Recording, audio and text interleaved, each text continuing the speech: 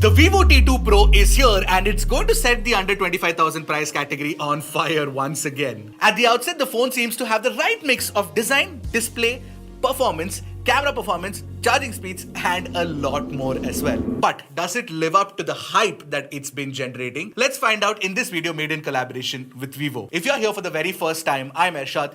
You're watching Track and Take English, your destination for detailed, incisive gadget reviews. Now, the T2 Pro is definitely a looker. There's no doubt about it. It's slim at 7.36 millimeters and light too. The in-hand feel is fantastic because it curves from the rear and from the front as well. Now, the phone is available in two color options, New Moon Black and this Dune Gold variant. Now, the Dune Gold color actually does look very good. It's got a sheen to it that makes it look like marble and also feel a little bit like marble as well. You know, if you ask me, it is one of the nicest glossy designs that I've seen, and it smudges very little too, so that's definitely a plus on this phone. Now, if you're wondering, the back is made of AG glass and Vivo's done some sort of magic on it to make it look really good, and the color infusion has also been done very well. And if you ask me, I'm a fan of black phones, and even the black color option looks very good. Now, the camera module is a large rectangular unit on the top left corner, and you've got two cameras out here, and apart from that, an aura light flash as well. There's a Type-C port at the bottom, a single speaker grill, and of course a SIM card tray which accepts 2 nano SIM cards. Now, Vivo should have given a stereo speaker setup,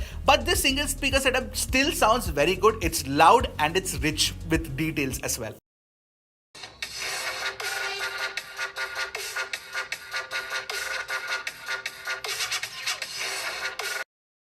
Also, for the audiophiles in the house, the T2 Pro actually supports both the high-res wired standard and the high-res wireless standard as well. Now, display on the phone is where the T2 Pro shines. You've got a 6.78-inch curved 120Hz AMOLED panel of Full HD Plus resolution. And there's a touch sampling rate of 360Hz, which can jump up to 1200Hz of instant touch sampling rate, especially when you're gaming and the game mode is on. And the bezels around this display is extremely slim too, and the punch hole is extremely tiny as well. So you get a lot of screen estate, especially for watching YouTube and Netflix. And if you're somebody who likes to consume a lot of video content on your phone, then you'll love it because you get HDR10 Plus support both on YouTube and Netflix. Netflix HDR support is something that you do not get on many phones in this price category.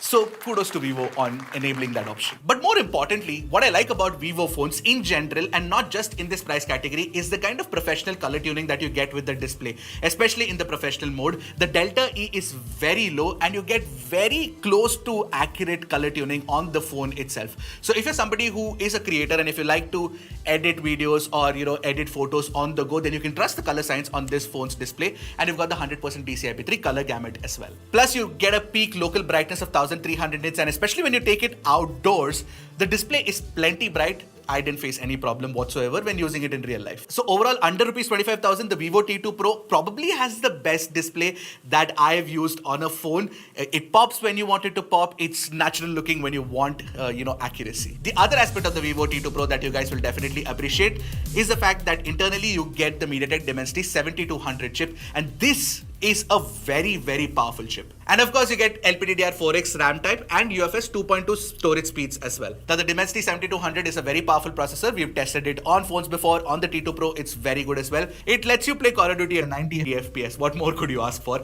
And the best part is that it is a very stable processor. So in our stability test, the phone performed admirably. There is absolutely no problem. And the phone doesn't heat up or throttle too much when gaming either. And if you're somebody who doesn't care about gaming that much and you just want to use the phone, it's plenty responsive because the touch response is very good, and the UI has been tuned really well for smooth animations as well. The T2 Pro actually does perform admirably when it comes to daily usage and gaming with the Dimensity 7200 chip.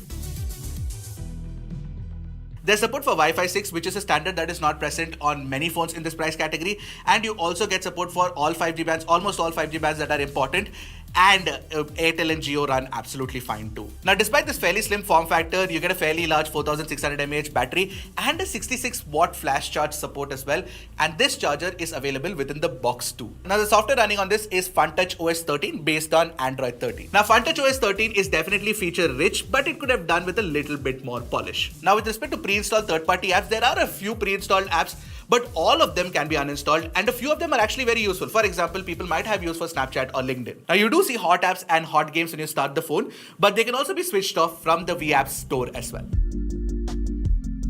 Now the camera setup on the phone is a 64 megapixel primary camera, 2MP depth sensor and a 16MP selfie camera. There is no ultra wide angle camera. But what I like about the T2 Pro is the camera performance. The software tuning along with the hardware itself is absolutely fantastic for a phone under rupees 25,000. You can shoot both vibrant and natural looking pictures. In fact, I couldn't even tell the difference between the two. The colors are close to accurate, even otherwise it is just superb. And also the 64MP camera captures very sharp and detailed pictures too. But more importantly, the super night mode captures really good low light shots with details, exposure and the colors being maintained. Skin tones are also fantastic when you're shooting friends and family, and the portrait shots generally have a very good edge cutout as well.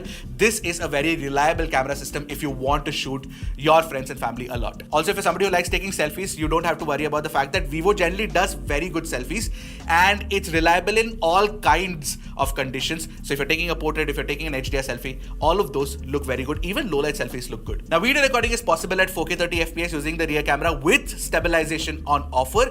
The video recording quality is good and the sound recording is pretty good as well. Is the video sample recorded using the Vivo T2 Pro with its primary.